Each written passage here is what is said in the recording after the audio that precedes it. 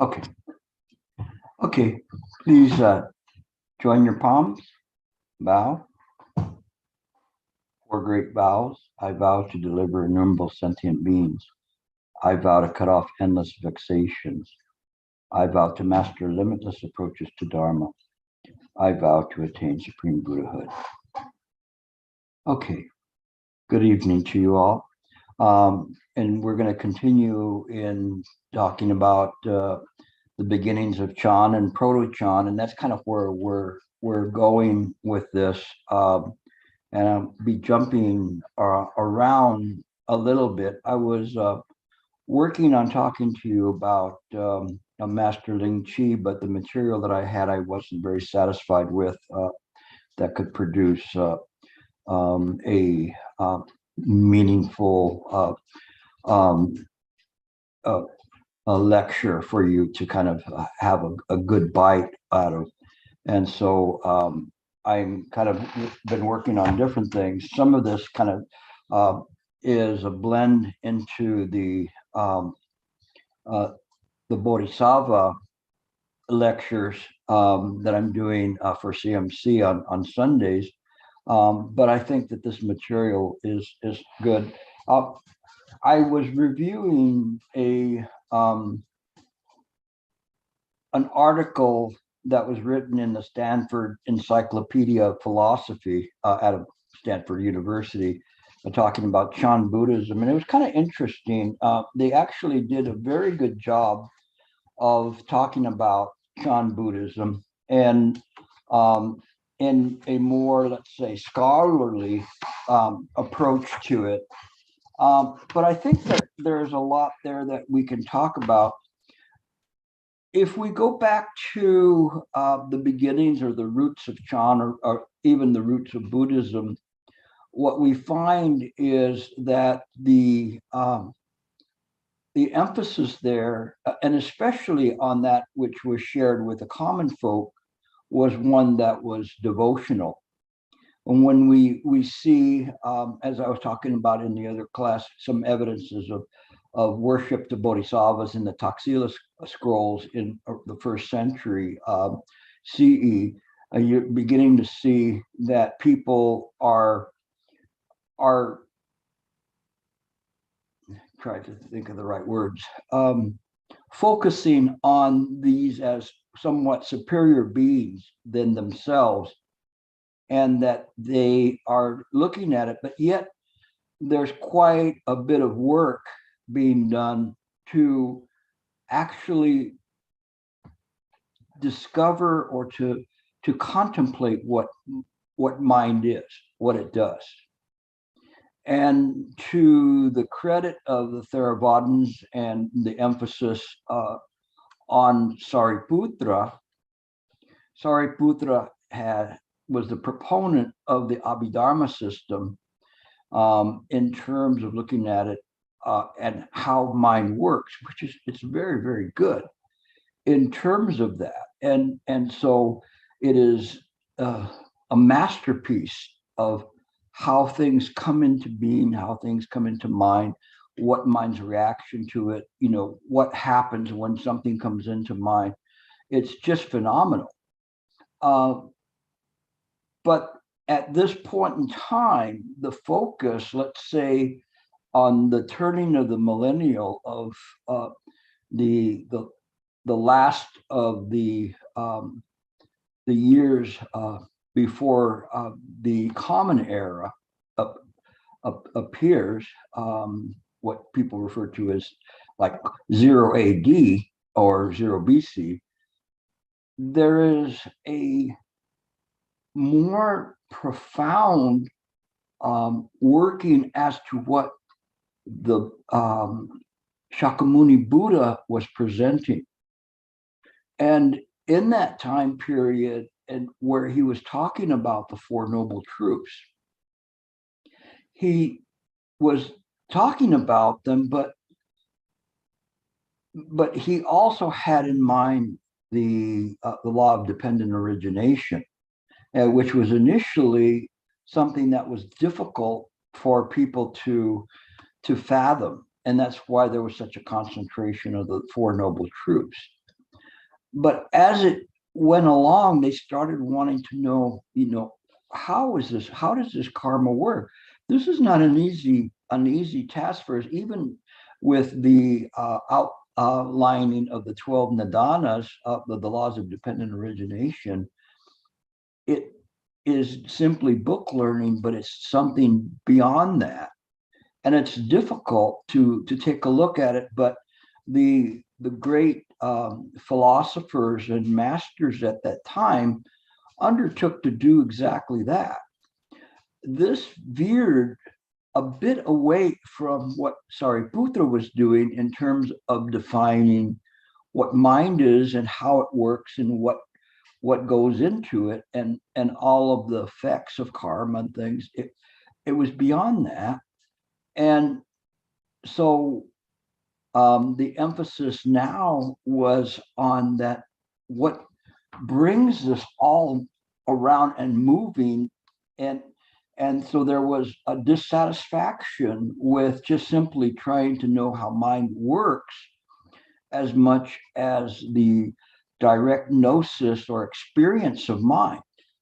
And so it was with this emphasis at, I would say, at least by the turn of the millennium, that there was more concentration on these particular issues. Now, Mahayana had not yet come into being as a school, you could say. It was something that was referenced, but referenced in relation to the Tathagata, and saying that this is the root, this is mine. So it's important that we see that kind of a distinction right there. And what I'm doing is actually I'm expanding upon what I couldn't expand upon in the short lectures that I'm doing on Sunday morning, going into this in a little bit more detail. And I think that that's something that's very important for us to kind of take a look at. But in this way,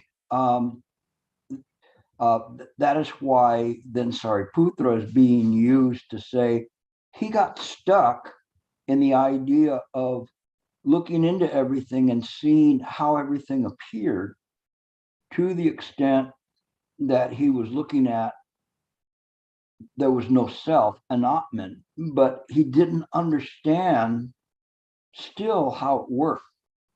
And although he had elevated the practice, there was something still missing. And it's important and pivotal in terms of that. And that was missing with this idea of the self nature of mind, that this is essentially what brought everything together, what focused things, where it came from, this idea of a Buddha womb, a Tathagata Garbha, and the idea of a Buddha womb at least being saying that now everyone has this self nature of mind, and that this is very, very important for us to understand that this, when we say if everything is real, like the Abhidharma, then all these things are real, but including all of the illusions and everything else. But there's a lack of a principal realization that all of this is connected by way of mind itself. Now, this is definitely not easy to explain, much less to realize. But with that realization, one can move forward with that. And what I always kind of bring my fingers together like this, because as you're practicing, there's many, many questions, many things. And then as you get the realizations, they lock in and they fit precisely. And that's why I always see that term, that it's precisely emptiness and precisely form, because it fits perfectly. But the difficulty was at that time was that the Abhidharma, at least the Theravadan Abhidharma, did not stretch that far to be able to see this this interplay of mind, but that everything that was being interplayed was mind, and that it wasn't something that just, okay, it wasn't all inclusive as everything being real as much as all inclusive as everything being empty, because it all belonged there. So it transcended the idea of what is real and what is not real. So this is a difficult part for us to understand, and that's why I'm constantly presenting it to you, because one day it's going to click. One day you're going to go like, wow, you know, that I can't believe how much Gilbert's learned in the last 5 years. You know, he really makes sense of this stuff now. But you have to look at it and see that this difference between the idea of everything is real and everything is empty, they both appear to be all inclusive, but one of them belongs to the Dharma. One of them is mind. And that's the difference, because there was still this conceptualization that was there that didn't allow Sariputra to make the big jump, to jump into the void, at least in the eyes of the Mahayanists, or those who were following these sutras that were coming up. He wasn't able to make that jump. And so they wanted to point it out because it's pivotal. It's something that's important. When I'm reading the contributions in the Mindwork Forum of my students, it's important for me to point out if there's any kind of a contradiction or something where they're caught up on, so that it enables them to do that. And sometimes it's just kind of like prying those fingers off the ledge of self, to allow them to free fall. And that's why sometimes when they talk about it, they talk about jumping into the void. When we talk about jumping into the void, it sounds kind of scary. And sometimes it is a bit scary, because of the fact that what's happening is that we're letting go. And you go, okay, you want me to let go? Okay, what promises do I have? You won't hurt yourself. Oh, okay, because yourself's not going to be there. Wait a minute, what do you mean my self's not going to be there? You know, it's like blowing up a balloon and then popping it with a pin and realizing there was nothing inside of it. But when we're on this side, we still have the balloon, right? We have the bubble in the stream.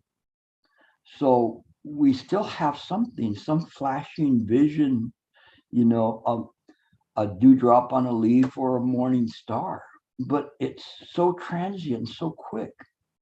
But we don't see things that way, because we're jumping from one illusion to the next illusion to the next one. The mind is different. When one can break through the dream, you realize that you're coursing through this dream. The difference is if one is coursing through something and trying to cling to it, then they mess it all up. But if one can course through it without holding on to anything and allowing whatever actions to come up to be spontaneous, then this changes the whole way that one looks at it. And this is something that I was mentioning, is the perception of the Buddha mind. This perception is what you're using right now, but you have confused it and put cataracts in your eyes, or to see flowers in the sky. You've lost that ability to clearly see. And it's because of all of these illusions that come up, that one after another, they are all pseudo testifying to the reality of the appearances that are there. And therein was what Sariputra was caught up in, and seeing these things appearing. But in the second turning of the Dharma wheel, the Mahayanas were looking at this and seeing it from a different viewpoint. That's why you see the Diamond Sutra talking about everything is an illusion in this world. And so that's why they say all that you should think of this fleeting world is this. But it doesn't mean that these things, even though they're an illusion or anything, they're non-existent or existent. They are just simply mind. And that is the esoteric aspect of the Diamond Sutra that one needs to read and reread and to try to work through it to be able to cut through the illusions. And that's what the Diamond Sutra is really called, is the diamond cutter that cuts through all illusions. And so what the Mahayanas felt was that Sariputra was unable to cut through all of the final illusions to try to be able to get through. And he wasn't the only one that was being schooled. Ananda was schooled in the Shurangama Sutra as he tried to cling to some kind of a semblance of a mind, of a life and being, rather than seeing that everything is mind. And it wasn't easy. But the Shurangama Sutra is incredible in going through that process of knocking out all of these ideas that there is some form of mind that has, let's say, a polished ego to it, that belongs there, that is an individual. But if we do it that way, then that would mean that all of us have an individual soul that carries forth. But the idea here from the Chan masters was that they were beginning to pick up on this and seeing, such as Master Ling Chi saying that for 12 years she's been searching for this thing called karma, and have been found even something approaching the size of a mustard seed that he could call karma, because he's beseeching his students to look deeply in so that they can see that it's just mind. This mind is the Buddha mind. So this was a masterful and incredible change in direction of Buddha Dharma, where one is looking at things, and that's what gave the sutras, the Mahayana sutras, a momentum moving forward, where we had the idea that that lay people, the Lamakriti, were capable of deep and profound wisdom. Women were capable of deep wisdom and enlightenment, which was very important. They weren't just simply relegated to the goddess level, but were shown in showing Sariputra that they could be enlightened. There's a story of the princess of the Naga king that showed Sariputra in almost a snap of the fingers that she could become enlightened, and did. This was important. These little stories, although they appear to be petty, they were a recognition of a new direction of Buddha Dharma, a direction that was showing a positive change, and a direction that showed the compassionate change in there, and this all-inclusive compassion that was there as a result of the utilization of deep and profound wisdom and the realizations from that enable um, uh, practitioners to make that big jump, such as in the Heart Sutra with Avalokiteshvara, coursing through the deep prajnaparamita perceived. And that perception is the mind perception.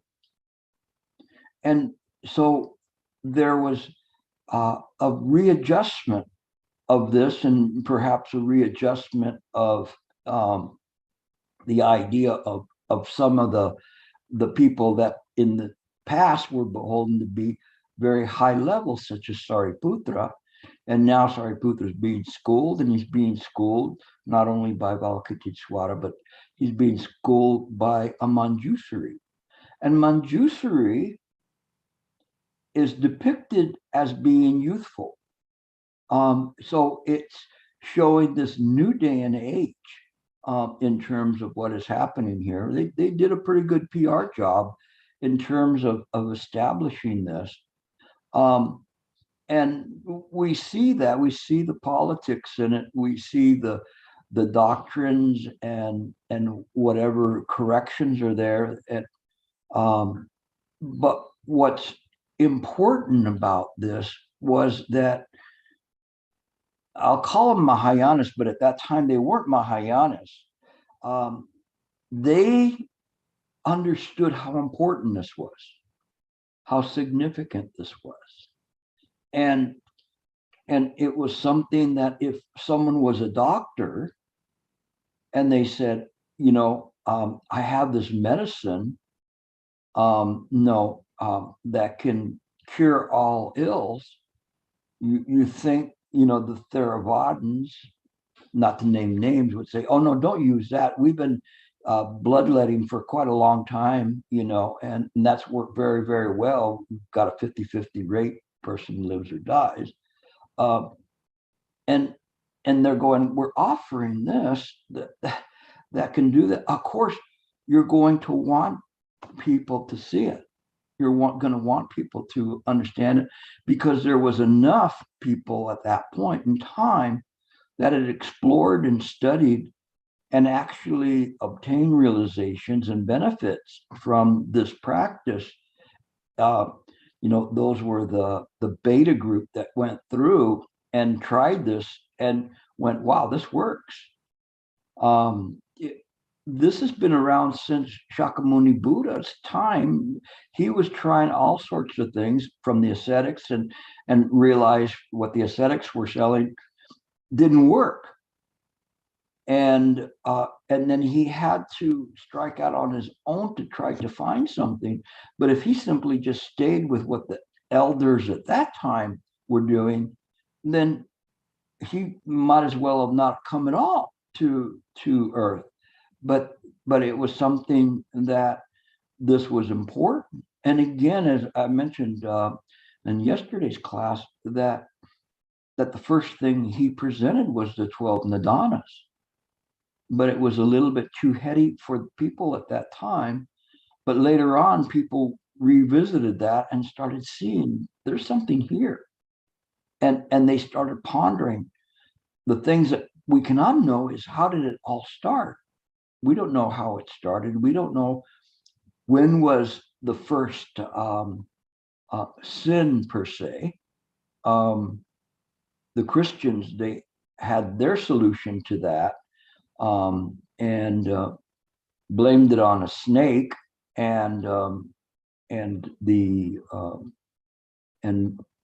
the weakness of Adam and Eve to create the original sin. We don't know what it was or how it was. And it's interesting because of this kind of a registering for things. What's kind of interesting is that as one begins to practice more and more, one is more aware that time is truly relative. And it is not something that's set in stone anywhere. Right now, I'm speaking in the early evening In New York, it's already evening.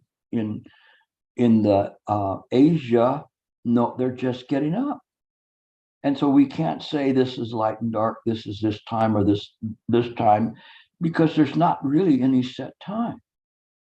And when we look at things, even from past, present, future, all of these things are machinations of the mind itself.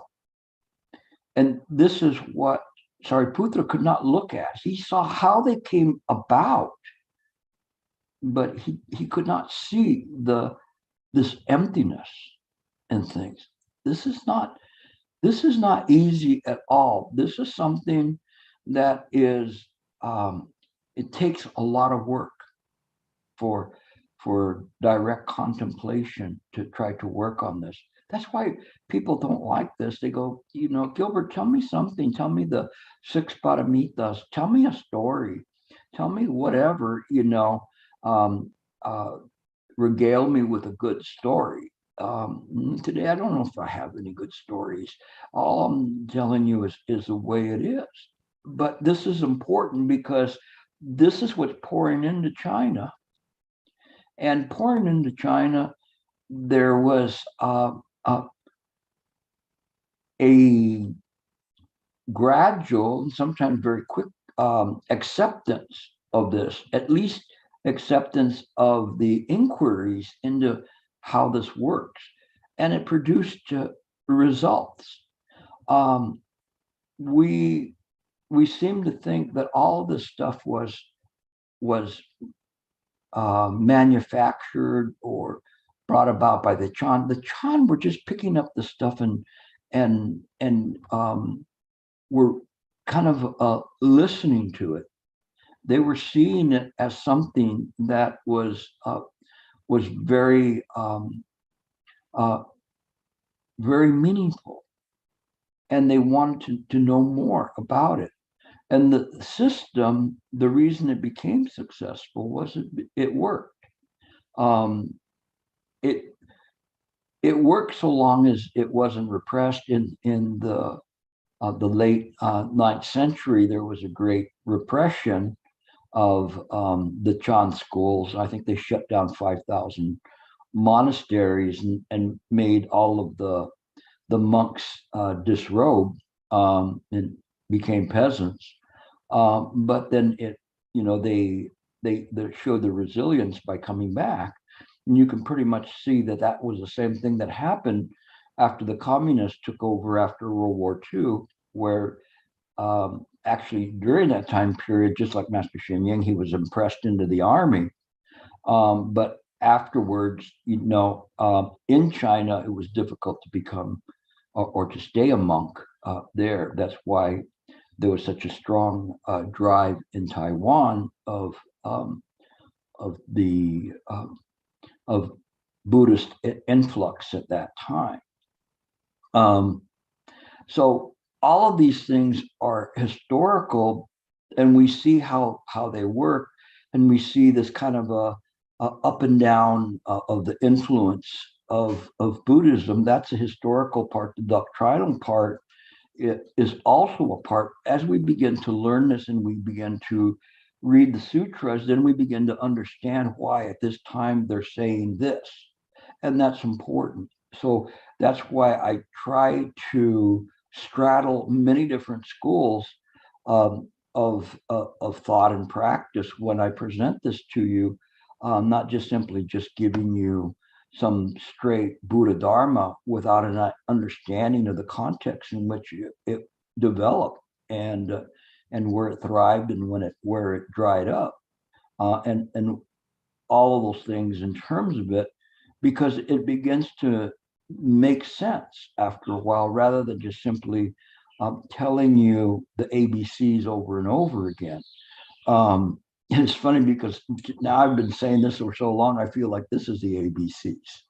And perhaps some of you do too. Let me read a little bit of what's in here.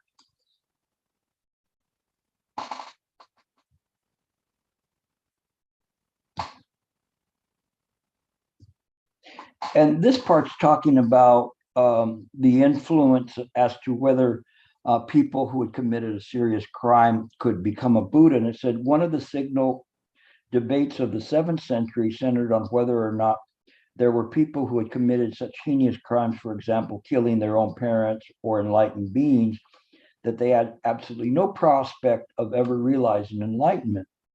One can find textual evidence in the highly influential Lotus Sutra, for example, that even beings like Devadatta, the cousin of the Buddha who tried to murder him out of jealousy, are already doing work of the bodhisattvas and will eventually reach Buddhahood.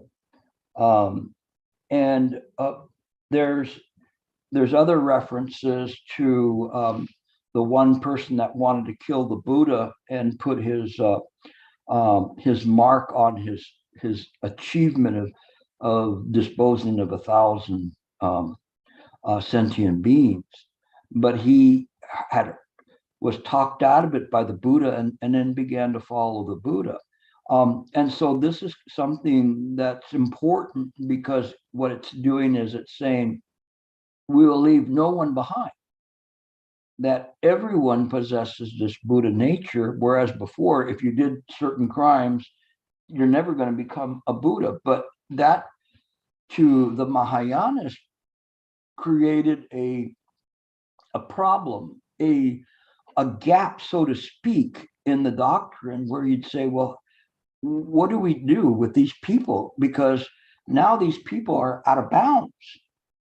What do you mean they're out of bounds? Well, the playing field is here, and we're saying the object is to get these people to become enlightened, but now we put these people out of bounds. They're never going to play. They're not going to get into the game. And they're going, but that doesn't make any sense. And the compassion in terms of seeing things and say, yeah, it's going to take them a while, but they still have an opportunity to practice in the right way. And so there was this kind of a sense of a compassion and this all-inclusiveness that sealed up that little leak in the Buddha Dharma. It is the same as as they begin to be introduced to the Sutra of 8,000 lines, the Great Wisdom Sutra of 8,000 lines. People began to see that they have a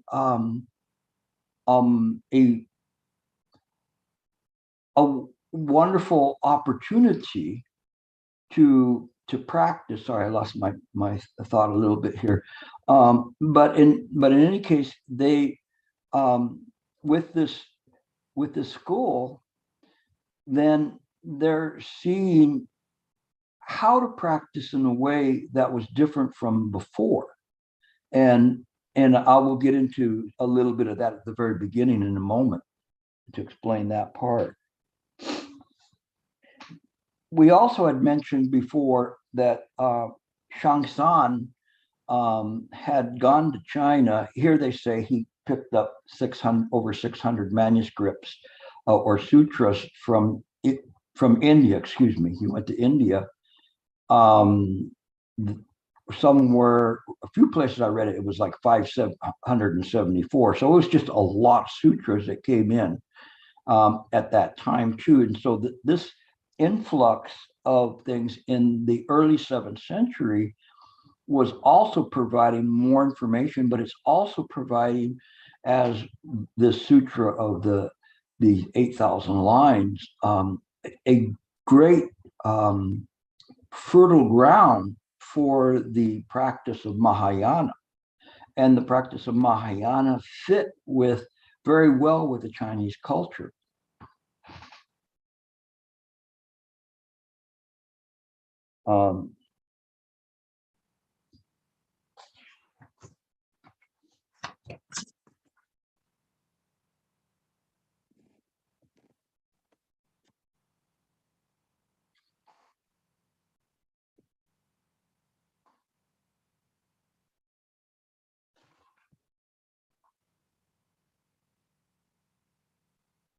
This was something that they were mentioning that was quite interesting to me in this article on Chan Buddhism from Stanford.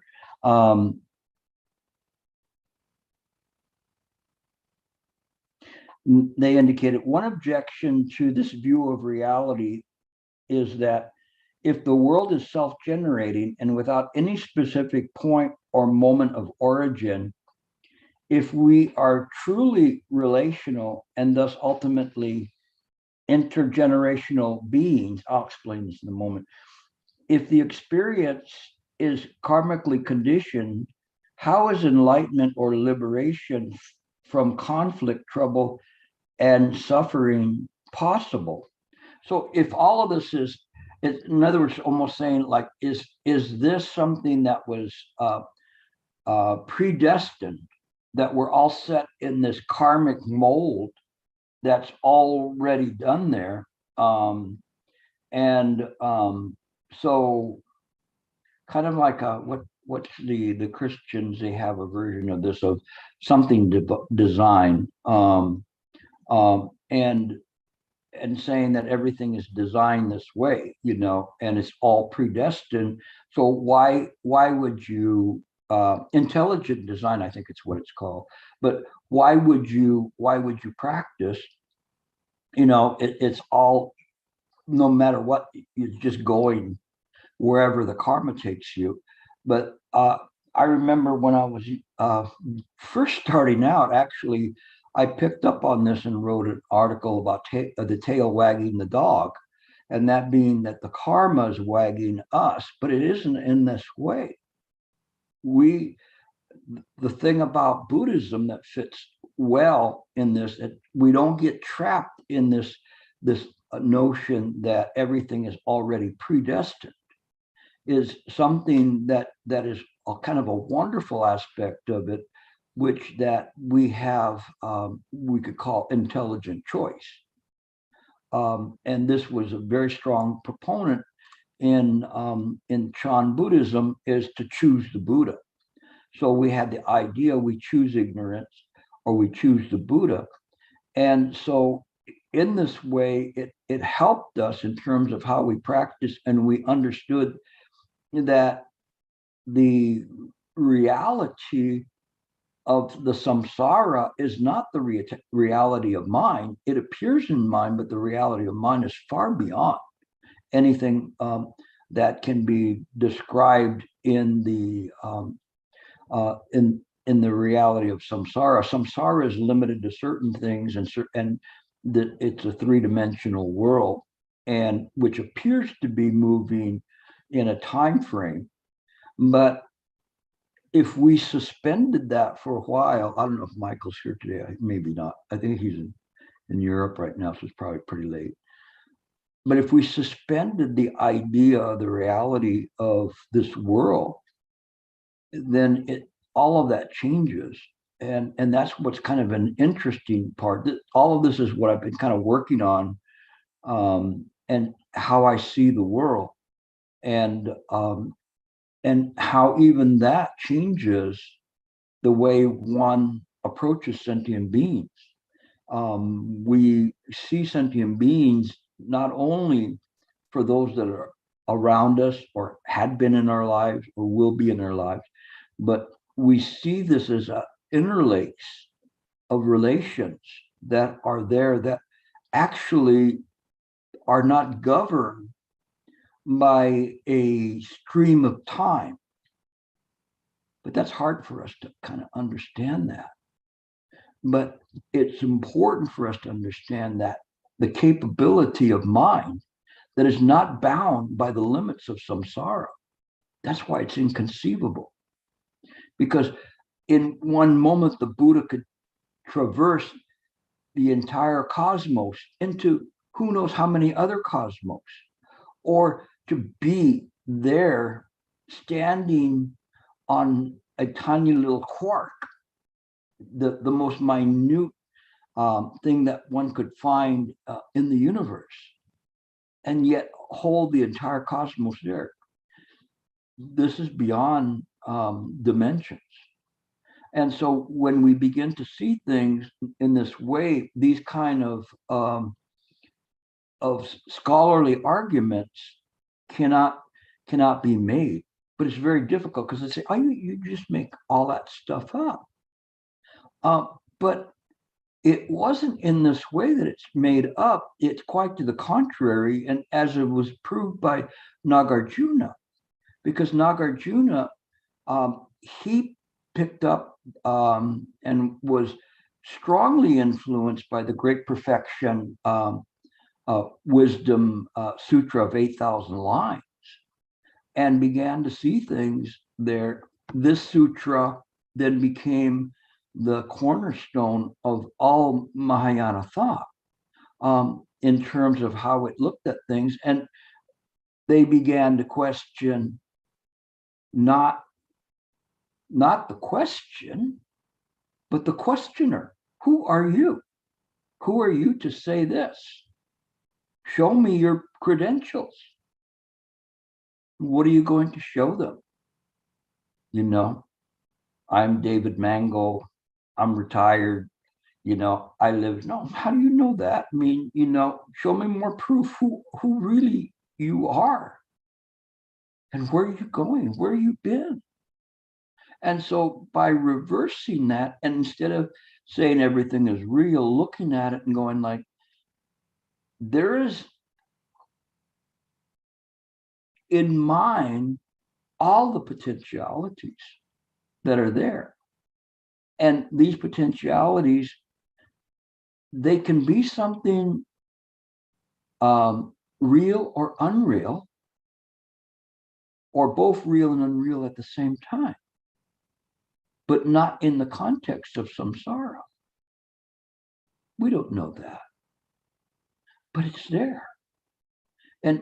And those who have had some realizations, you know, in the past, they can testify to this and say, look, this is what can be experienced not by self, but by mind. And when they talk about the bodhisattvas, as I mentioned before, bodhisattvas, now we start getting them because of the 8,000 line sutra. They straddle one foot in samsara and one in mind. And they carry on this delicate balance of working in samsara, but knowing from this side, from the absolute, that this is an illusion. But yet it's something that needs to be worked on. And so there is this kind of a balance there, but we don't have to negate that. Although Chan practitioners, they're including Nagarjuna, were very good at the use of negation for samsara, and they were able to break down the constructs, you could say the skandha, that purportedly establish the existence of a life and being, an ego, or a personality, and break that down and say, no, there isn't this real person there in this way. We are dealing with Ling Chi's true man and true original face. When he says true man, he doesn't mean man like a man in samsara. He's using conventional speech to say that it is mind. This is the true man. But if he said true suchness, people would go, oh, well, I don't get that. I mean, how do I hold on to suchness or thusness? So he refers to it as a true man.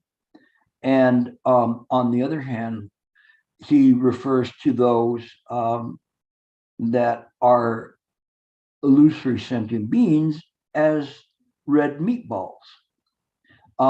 So which one do you want to be? You feel Italian today? You could go for the meatball. But if not, then you go for the true man, and which of course, is like more a bit chauvinistic, but we could say a true self nature. The problem with self nature is it gets us into this tricky area as to saying, well, is it self or not self, or is it a higher self? It isn't necessarily in that way. One has to separate themselves from these preconceived notions using those ideas of self or Atman, Anatman, so that we move away from that and just are playing as a bodhisattva straddling samsara. And here, all of those things are irrelevant in the absolute. Why do you want to talk about your dream? I can't believe the dream I had yesterday. I was like in the Super Bowl and I was running with the ball, and you go, and today show me the ball. I don't have the ball. What do you mean you don't have the ball? Well, because it was in the dream. Suppose you thought now that you were in a dream. Where would you would look and say, I am in a dream. But when you look at things, you have to see it is all a dream, including the perspective that one is in a dream. That was what the Buddha said to Ananda in terms of that everything is that you are not in the equation. You're not in the picture in terms of what is and what isn't. It's mind. Okay, we've got a little bit of time.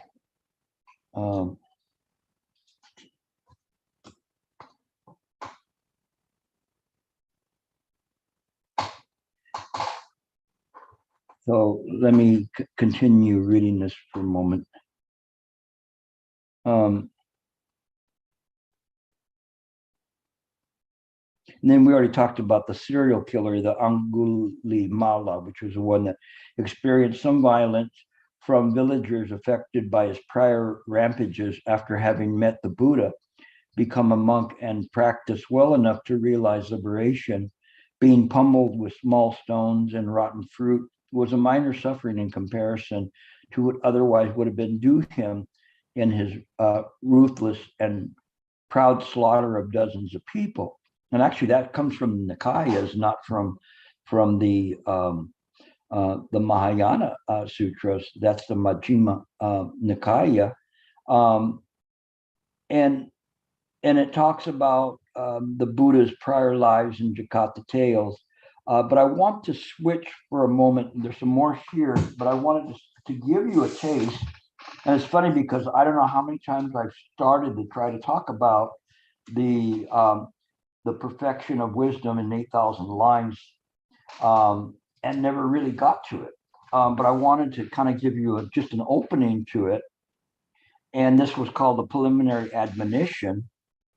And it says, call forth as much as you can of love, of respect, and of faith. Remove the obstructing defilements and clear away all your taints. Listen to the perfection wisdom of the gentle Buddhas, taught to wield the world for heroic spirits intended. So they're saying, calm down, calm yourself down, listen very carefully. Okay, if you're going to listen now. This is something that's going to be good. It's something for when they say the wheel.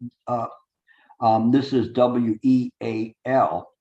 Wheel is a substance, like you're going to give people an elixir, a medicine, food, or whatever. It's for the benefit of everyone. And so he's saying this is given to everyone. All right. So right away they're already saying, except for the people that kill their parents, they don't say that. They're saying this is for everyone. And so it continues, and this is a source of Subhuti's authority.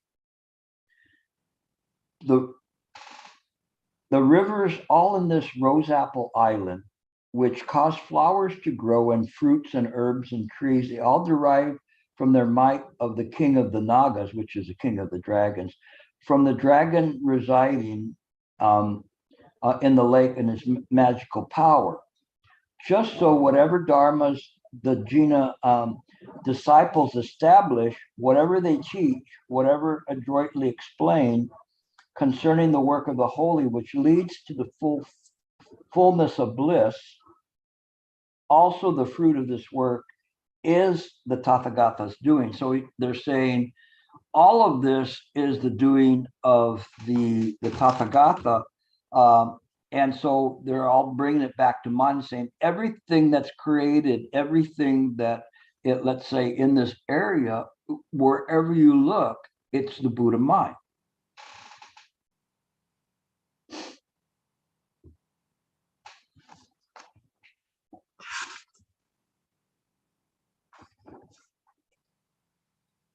So then the next part, for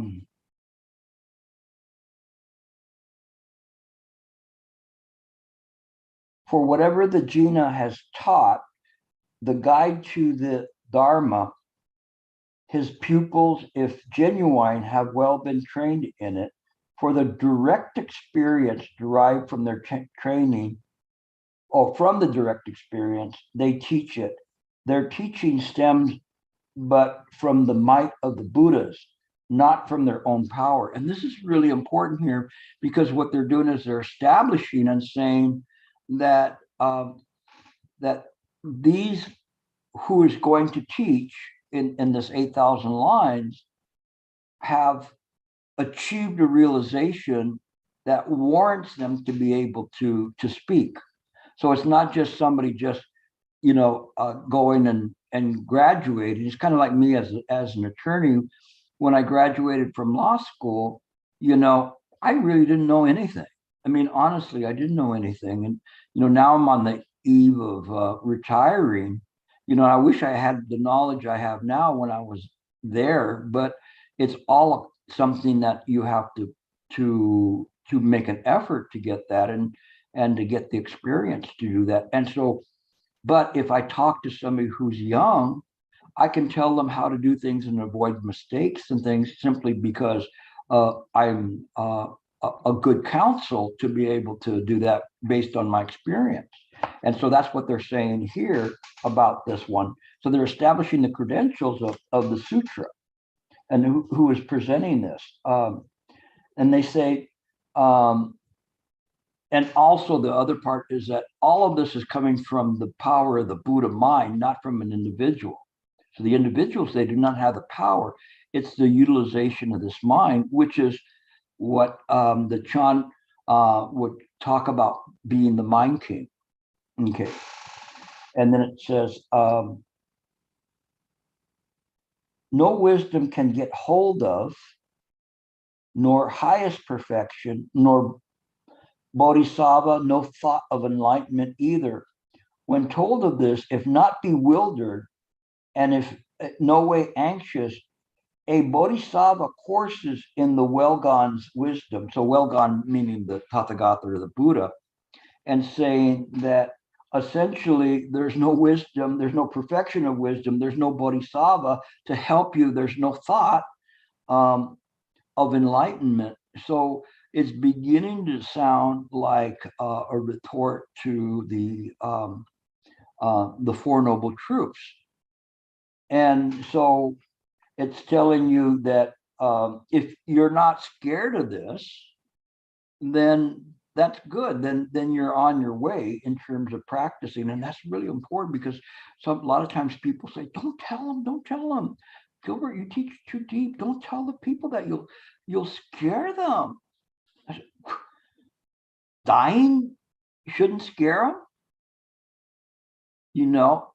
I'm telling them how to get out of the cycle of birth and death. That should be something positive. In form, in feeling, will, perception, and awareness. And what are those? Anybody know? Form, feeling, will, perception, on awareness, form, sensation, perception, volition, and awareness or consciousness, right? The five skandha. So before the five skandha were the five skandha in terms of the words that we use, they're saying it here, this is the five skandha. Nowhere in them they find a place to rest on. So we cannot rest in the five skandha. Can you really rest in the five skandha, or are you just there? You're in the five skandha. And how many of you had a completely restful day today? Anybody? Let me see your hands. I mean, it's not an easy place to rest, right? That's why I say if the aliens were looking for a vacation place, they're not going to come to the Earth. Why would they want to come here? There's so much discord and impatience and ignorance and everything else. Why would they want to do that? Wouldn't you want to trade this for mine? Without a home, they wander. Dharmas never hold them. Dharmas being phenomena never holds a bodhisattva. And they go wherever they want. Remember, there's the Sutra of Manjusri, the dwelling place of Manjusri. And you could say the dwelling place of Manjusri is mind. You can't really say that there's any place that Manjusri is. Because he utilizes mind, that's all over the place. But if one said that the dwelling place of Manjusri is mind, he would say, well, there's no mind. And simply to let go of anything, any kind of notion or conception. And this is difficult for us because we have so much habitual tendencies to keep us locked in here. Nor do they grasp at them. The genus bodhis, they are bound to gain. The wanderer, Shrenika, in his gnosis of truth. So, and I couldn't find this person, Shrenika, Srenika. I didn't spend a lot of time looking for him, but I couldn't find him, not even in Wiki, believe it. And but it says in his gnosis of the truth. So here is a change here. It's not in the information of the truth. It is in the gnosis, this direct realization. And so right away they're pointing, there's a new sheriff in town. This is a direct realization or direct contemplation, examination of mind, holding on to nothing. And so he says he could find no basis, though the skandhas had not been undone. Interesting. This is just barely starting, and it's pretty profound. I mean, this is like, can you imagine reading this for the first time and going, wow, what the heck? I can, because when I read stuff like this, when I was a novice, I had no idea what they were talking about. They might as well have been talking in Sanskrit. I didn't know what they were saying. But now, it's like music. There's a tune being played, and it's wonderful. But in the beginning, it was difficult. But how are you going to get the skill? By doing it yourself, by practicing, by studying. If you practice and study in the right way, you can get there.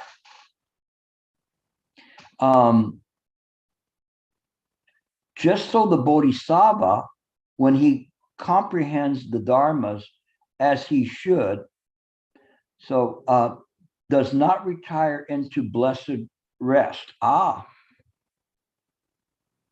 So a bodhisattva does not retire into blessed rest. He's not even interested in the Pure Land.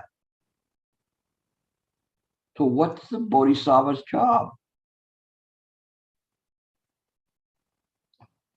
Hang on to that. We'll come back to that in the questions. In wisdom, then he dwells. So where does Manjusri dwell in? In wisdom, the wisdom of the mind. But his wisdom is Anuttara Samyak Sambodhi, this highest perfected wisdom, which is not attained, it is just his mind. So here, when we talk about wisdom, we can say that is just mind. Yes, that you're right. George Lee is deliver sentient beings. So it's not one where he says does not retire into blessed rest. Blow out the light. I'm going to sleep. I think I could sleep for a couple of kalpas at least before I wake up. Don't set the alarm. No, it's not that way.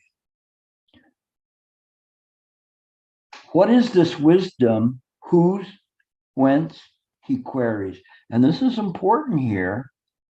So, okay. So when it says, what is his wisdom? What is this wisdom? And whose wisdom? And whence? And where does this come from? He asks. So aren't those your questions?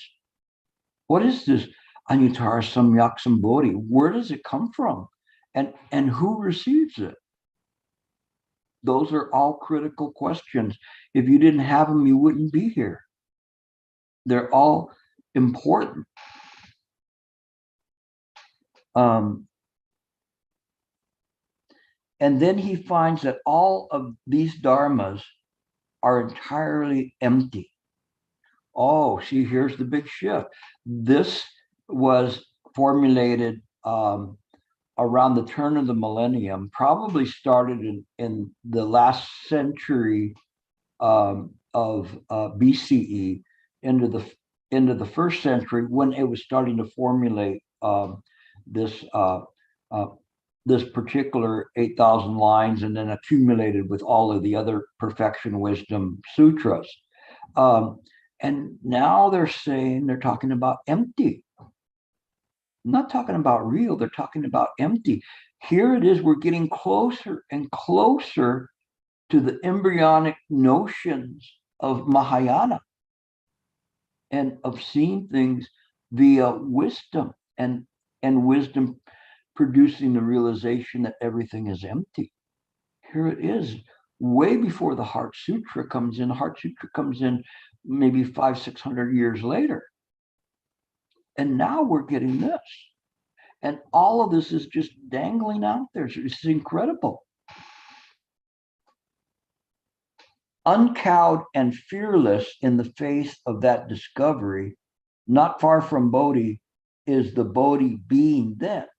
So it's saying, if you don't get scared from that, if you're not frightened by the fact that everything is empty, then your mind will be in a Bodhi mind. It will have realizations. It will understand things.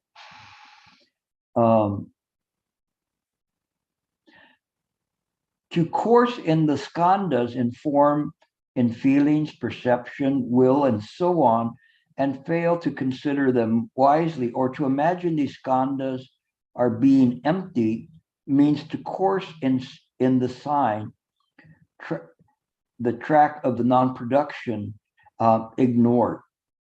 So the thing is that it's saying that if you course through these and you just ignore all of this stuff, you have no clue where you're going. You have no clue of why things are being produced.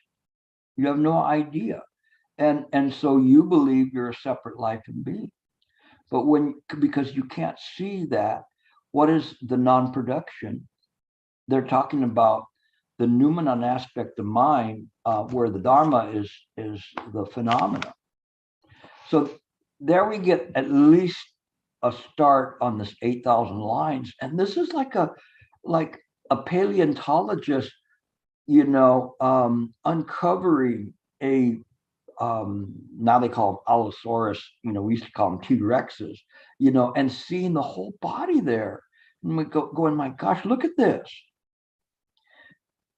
It's wonderful to see this. It's because it shows us where everything is headed. And so this is closer to the wellspring of this Mahayana thinking and creativity with respect to the evolution of the Buddha Dharma. So maybe you guys don't have the same enthusiasm as I have when I present this to you, but actually it's very wonderful. I mean, to see this, and especially if you're somebody like me looking for that so-called holy grail of things. This is getting closer to the holy grail of this burgeoning Mahayana doctrine. So I'll stop there. I hope that you got a bit out of this and begin to kind of orient towards how to look at things and how to study them. And if anything, it's kind of putting all the stuff together so that you can that I've been talking about, and hopefully it will begin to congeal into a better understanding of Buddha Dharma. Okay, so we stop there. Take questions.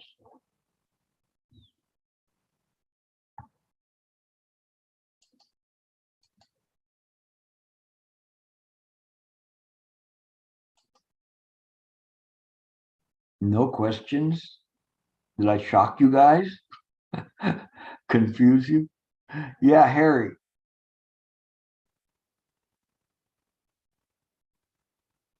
Can you hear him? Oh, unmute him. There you go. Okay. Hi, Gilbert. I was wondering if you might contrast something that would clarify some things for people, which is contrasting emptiness with mind itself. Because you ask somebody, it's an interesting question. Is mind the same as emptiness? Emptiness the same as mind? You really can't say that, but I think it would be interesting if you sort of pierced out what's going on with a question like that, if that appeals to you. It's a good question. The problem that we have with discussing that is not a problem with the realization of it and trying to explain it. It's a problem with the terminology. I don't know in terms of in Chinese, you talk about Kong in Chinese for emptiness, right? Is that the word you use, Kong?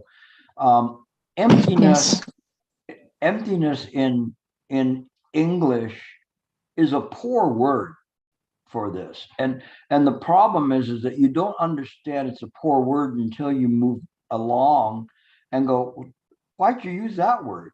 Because that word doesn't work.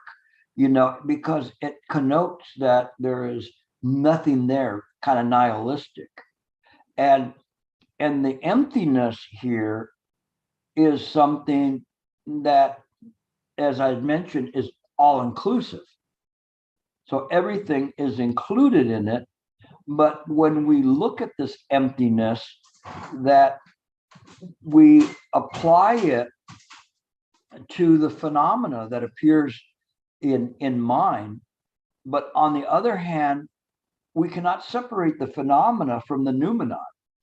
So everything has to be called empty, because anything that the phenomena touches, if we say, okay, this is the noumenon and this is the phenomena, and never the twain shall meet, it's precisely because they meet that it's empty. Precisely. And so just like you were saying, like emptiness is not an emptiness, emptiness is not other than emptiness, same thing. It's precisely. And it's kind of a funny thing, because when you see things in this way, it changes the way that you look at this emptiness, and it leaves you wanting for a better term to try to say what this emptiness is. The emptiness is not other than mind, just like the same way we could say that pratika samappada, cause and condition never fail, is mind. That doesn't take us very far. But on the other hand, what it does is those things are, everything else is negated. But this negation is not a negation that is excluded or kicked out of mind.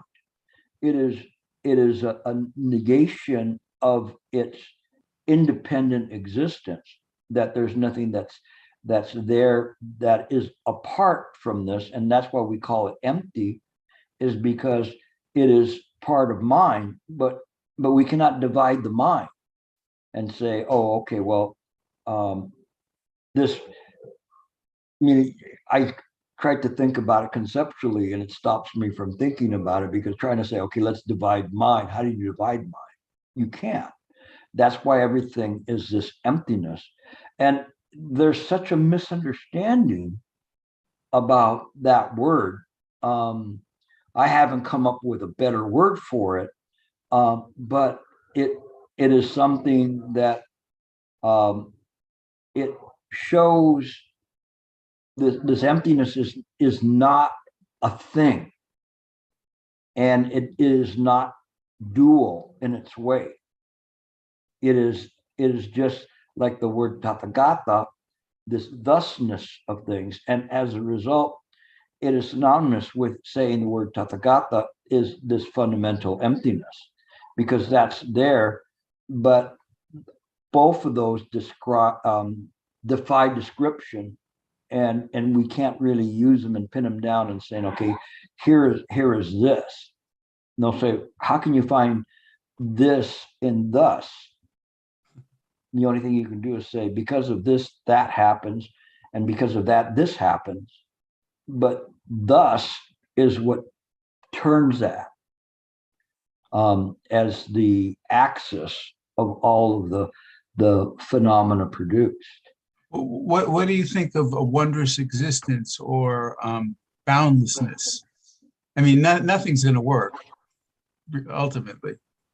Yeah, because then we're starting to use the ideas of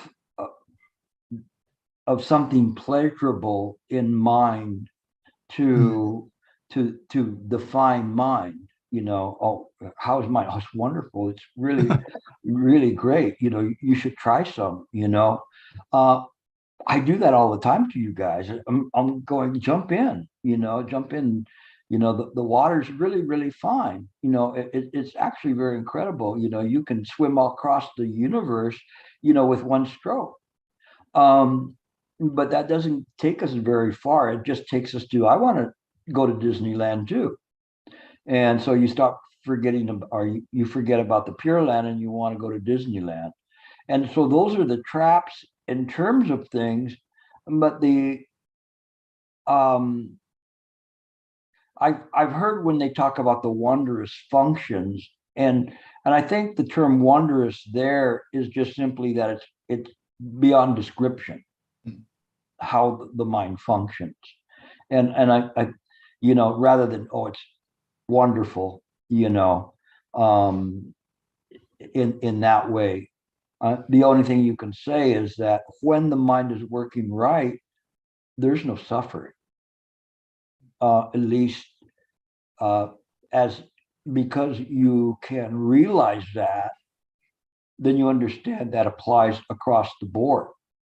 But if you go around to people, and I've said to all of you, okay, there is no suffering, you go, thanks a lot, but my toe still hurts me, or my back still hurts me. Yeah, well, that's not suffering, that's pain. It doesn't take you very far. It's something that has to be this direct gnosis to be able to do that. But the writing, from the writing perspective, just like in the 8,000 line sutra, they're saying, hey, these people are well-known advisors. You can take what they're saying, and you don't have to mistrust what they're saying. That they're speaking about it from a direct realization, and you can tell that that's there. I mean, that's what started this whole thing, and this sutra is right there at the cusp of this coming through. So your question is actually a very good one, but it's like saying, like who created God? So, next week we'll find out who created God. So tune in, okay? Thank you. Thank you for the question. It was a good question. I mean, these are tough questions, but those are more the questions that should be on people's mind. Even the simple stuff, we've been getting a lot of good simple ones in the Mind Work Forum, but they're good. No. Any other questions? Nobody? Oh, there we go. Mark, go ahead. Unmute him, please.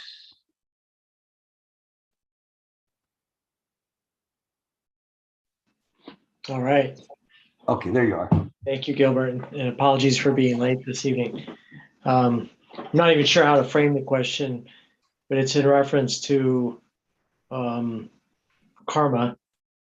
So karma being within the mind, and as one advances as a bodhisattva and is straddling, I guess, both as a sentient being and an enlightened mind, does karma continue to always apply? I mean, it's a part of the universe, or as the mind becomes calm, karma predominantly relevant as a sentient being, or is there no differentiation, being that everything is mind? It's kind of an interesting question. I have to be careful lest I become a wild fox for 100 years or 100 lifetimes. No, one master answered that wrong, and he became for many lifetimes, a wild fox. Karma, we're in harmony with it. Sometimes I'll say we're at one with it and understanding. So it's just like mine would say, well, that's my finger. If the body of mine would say, well, that's my finger, it recognizes it. Not a great finger, not a bad finger, nothing. It works when it works, and it just is that way. It's just thus.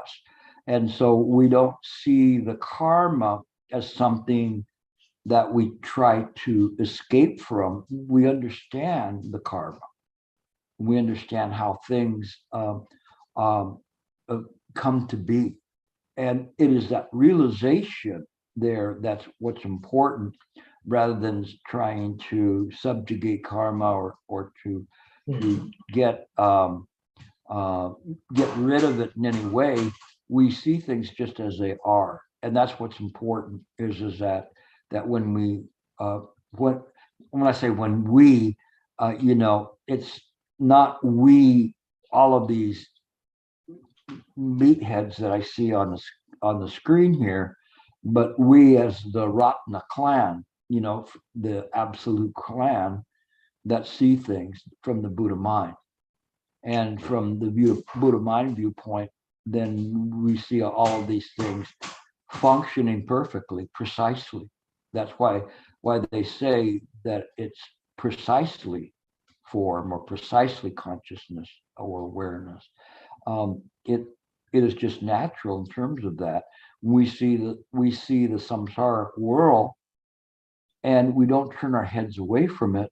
We understand it, and we begin to deal with it and understand that's just part of the situation. So, like I mentioned a few times, if one spills milk, you clean it up. Right. And that's the function of the bodhisattva, is going, wow, this needs to be cleaned up. If not me, who? Who's going to clean all of this mess up? And so it works on a totally different level. But I'm using these kinds of analogies to give you food for thought, or milk for thought. I'm kind of milking this one here, but in any case, you do that so that you give people another perspective of how to see things. And my perspective is trying to turn the mind's eye inward, so that when you look at that, you see that this karma is perfectly fits there. And you don't have to say, well, when did it start? We understand how it functions through the 12 Nidana, and that's pretty good. Most people and most systems, whether they're philosophical systems or religious systems, really do not have a good clue of that, except for blaming it on God. Mm-hmm. And here Buddhists go, hey, you know, this belongs to you.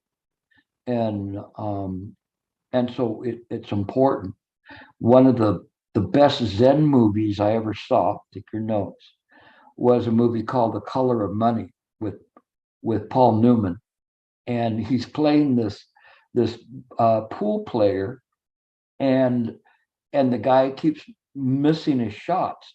The scene before that showed Paul Newman practicing and practicing and practicing all the time, day and night practicing.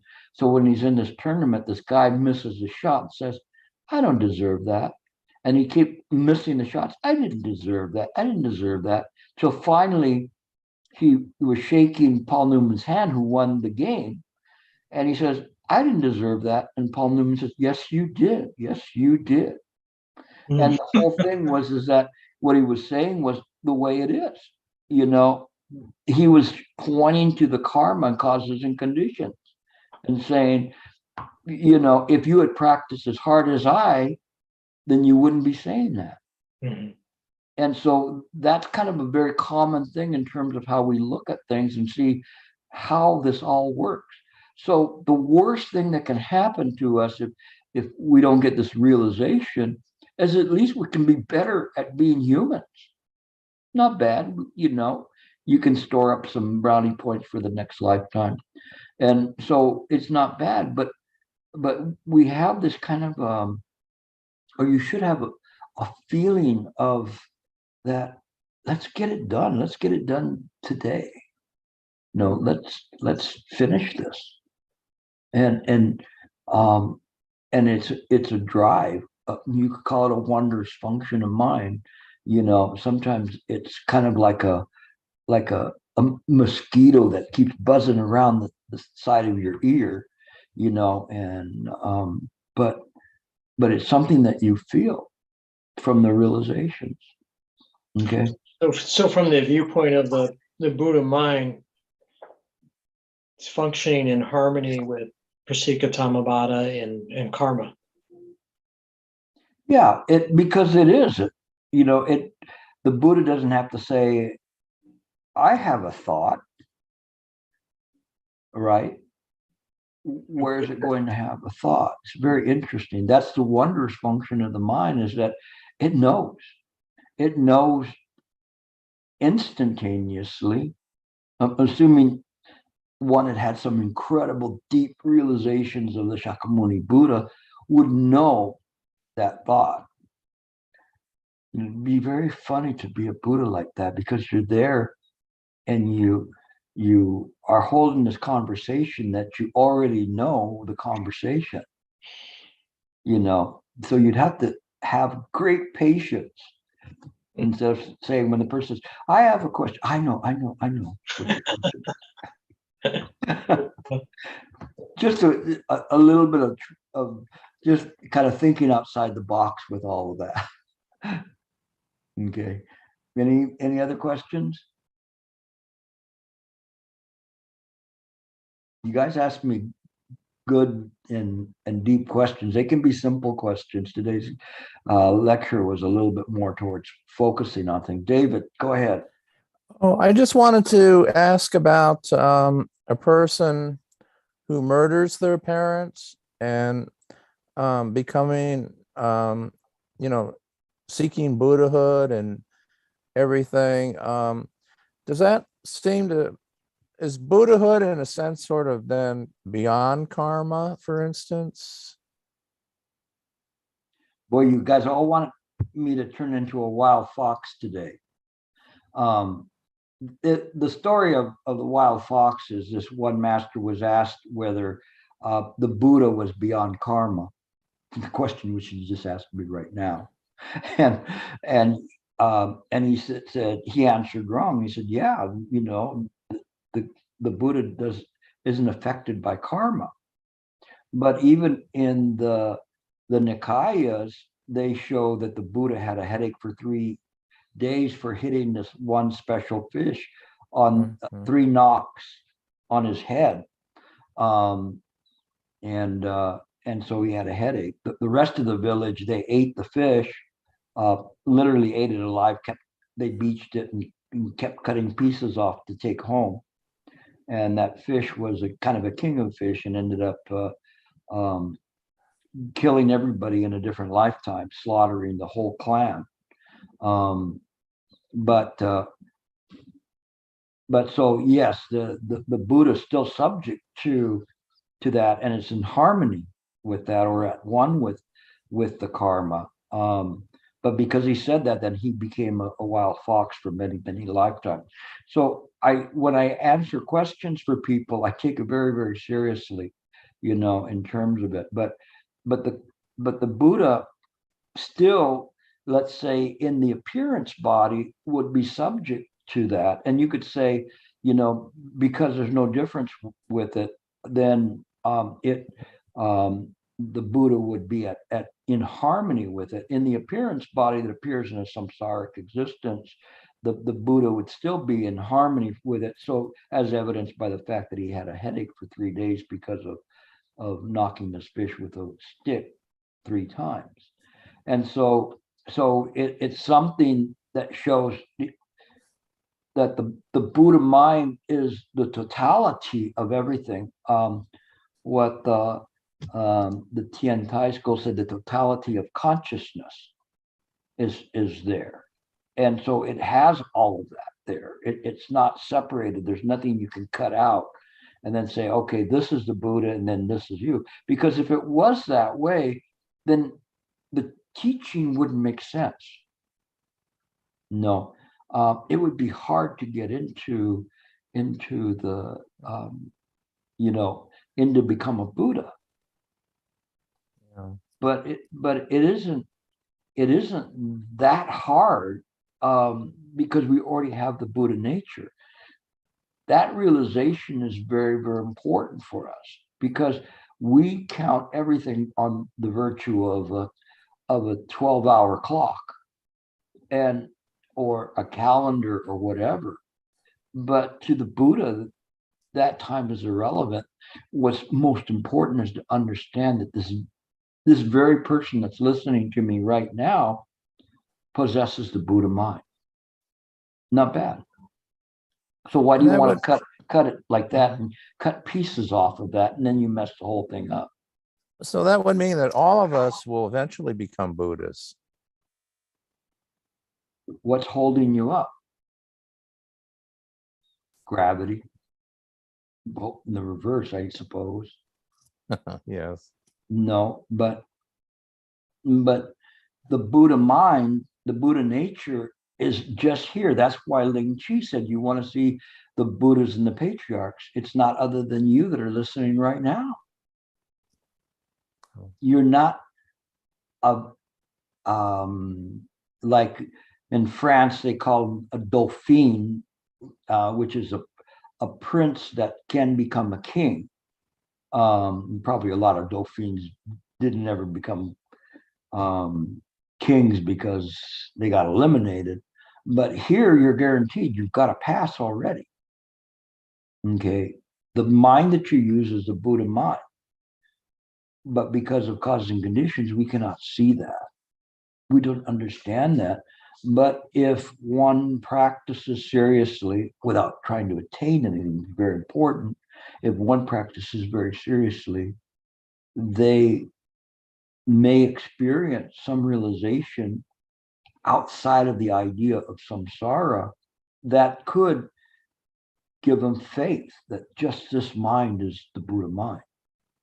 Not from book learning, but from an actual direct gnosis, like it was saying in the Sutra of 8,000 lines. Okay. So you keep always wanting to grab that golden ticket, Willy Wonka, but you don't need the golden ticket. You already have it. You just have to understand. If you realize that, then you won't be grasping. Okay. You still have time, so stick around here and see if it doesn't get better. All right. Okay, I think that's it. Today was a little bit heady. I'll try to bring it back down to earth and give you some ABCs maybe next week, so your brain can take a rest. So, but anyway, I hope this helps. Part of it was a refresher course. Part of it is more expansion of what I've been talking about, and kind of my frustration not being able to say everything I wanted to say in the Sunday lecture. But I think that if you listen to the Sunday and then you listen to this, then this will help kind of strengthen your understanding of what we're doing. Because the idea of a bodhisattva is so important, to try to figure out what a bodhisattva is, it's very, very incredible. It's not separate from the Buddha and not separate from you. Okay. We'll talk to you next time. Thank you for joining in. Okay.